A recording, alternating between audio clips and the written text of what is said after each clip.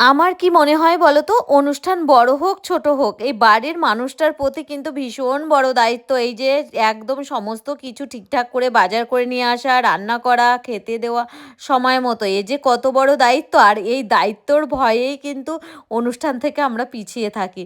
যাই হোক, আজকে একটু ছোট্ট করে আয়োজন ছিল। আর তার জন্য সকালবেলা চলে এসেছিলাম মার্কেটে, নিয়ে নিচ্ছি চিকেন আর সবজি। এগুলো আমি সকালবেলা দিয়ে এসেছি। তারপরে চলে এসেছি আবার এই যে মুদিখানা দোকানে বাজার করতে। আর আমার অনুষ্ঠানটা কি বলো তো, মনার জন্মদিনের অনুষ্ঠানটা রাত্রেবেলায় আমরা মনে করলাম করব। তার আগে ভেবেছিলাম কিছুই করব না। তো রাত্রেবেলা এই যে মানে আমি ওকে জিজ্ঞাসা করলাম যে আমাকে আর কি রান্নাটা করে দেবে। জিজ্ঞাসা করলাম তুমি কি পারবে? তুমি যদি পারো তাহলেই আমি আশেপাশে নিমন্ত্রণটা সেরে নেব। দুটো চারটে বাচ্চা না হলে তো ভালো লাগে না। তো বললো ঠিক আছে বৌদি, করে দেবো। তো যাই হোক, তারপরে এই যে মনার পার্সেল কিন্তু একটার পর একটা পার্সেল চলে আসছে, অনেকগুলো পার্সেলই এসছে। কারণ ওকে আমি বলেছিলাম জন্মদিন করব না, তুমি যেটা ভালোবাসো সেটা আমি কিনে দেবো। আর এই যে আমার ননদ দেখতে পাচ্ছ, আর ও খুব সুন্দর রান্না করে। তোমরা যদি কেউ চাও যে মানে টুকটাক অনুষ্ঠানে ও কিন্তু রান্না করে আর বেশ ভালো করে, তোমরা চাইলে কিন্তু অর্ডারও করতে পারো, এ সুন্দর রান্না করে দিয়ে আসতে পারবে। কাছে পিঠে হলে দূরেও যায়। আর আমি বাড়িতে এসে এই যে 5 রকমের ভাজা করছি, তারপরে পনির করলাম, আর মাছ করেছি। ওর জন্য একটুখানি মাছ করেছি। তারপর চলে এসেছিলাম চিকেনের ওখানে। আর এখানে কিন্তু টুকটাক করে আমার কাছের লোকগুলো চলে এসছে।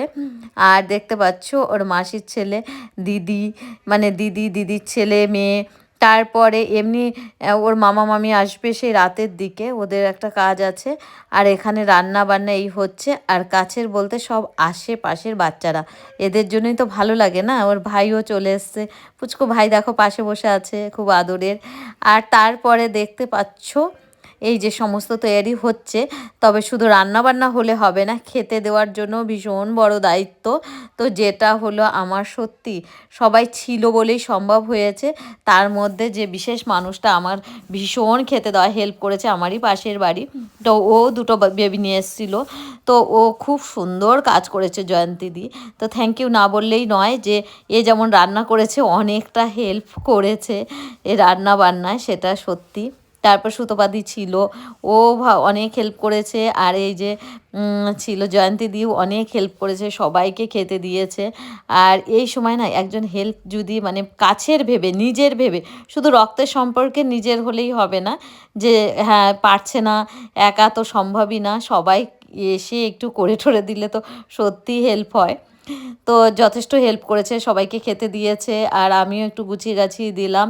তারপর মনাকে তো জল দিতেই ভুলে গেছিলাম, কি আর বলবো বলো, এই তাড়াহুড়োর মধ্যে যা হয় না, ও সবাইকে দিয়েই খেয়েছে। তো সামনে যা শো করা যে দিলাম। আর তারপর রাতের বেলা এই যে সমস্ত গিফট খুলে বসেছে, সমস্ত গিফটই ওর পছন্দ হয়েছে। এই গিফটের থেকে দূরে রাখার জন্যই কিন্তু আমি জন্মদিন সেইভাবে করি না। এই ডাকবো, আসবে, আবার গিফট নিয়ে ঝামেলা। ছোটোবেলা আমার ছেলের জন্মদিনটা যেমন পালন করতাম, সমস্ত তৈয়ারি করে আশেপাশে বাচ্চাদের ডাকতাম, তারপর এসে সবাই একসাথে খেত। কারণ এই গিফটটা আমার ঠিক ভালো লাগে না। যাই হোক, আমার গিফটটা ওর ভীষণ পছন্দ হয়েছে, আর সবার গিফট ভালো লেগেছে। তারপরে যাই হোক, দেখতে পাচ্ছ রাতের বেলা ওর মামা বইও নিয়ে এসছে ওর জন্য। আর তারপর পায়েস খাইয়ে দিচ্ছে, মামি এসেছে, ভাই এসেছে। তারপর এদের খেতে দিলাম। আর যে মানুষটা কষ্ট করেছে আর তারা কিন্তু খায়নি। অনিতা যদিও একটু ডাক্তারখানায় ছিল বলে ও অতটা সময় দিতে পারেনি, তো ওরা খাবে না। তারপর ওদের আমি দিয়ে দিলাম যে ওরা বাড়ি গিয়ে খাবে। সন্ধেবেলা ডেকে ডেকে এনেছি যে আগে খেয়ে যাও, মেয়ের পরীক্ষা, মেয়েকেও পড়াতে হবে। তারপর ওরা নিয়ে গেল, আর মনাকে পড়তে বসিয়েছি। তো আজকের মতো আসি, টাটা, নেক্সট ব্লগ আবার হবে। ভালো থেকো।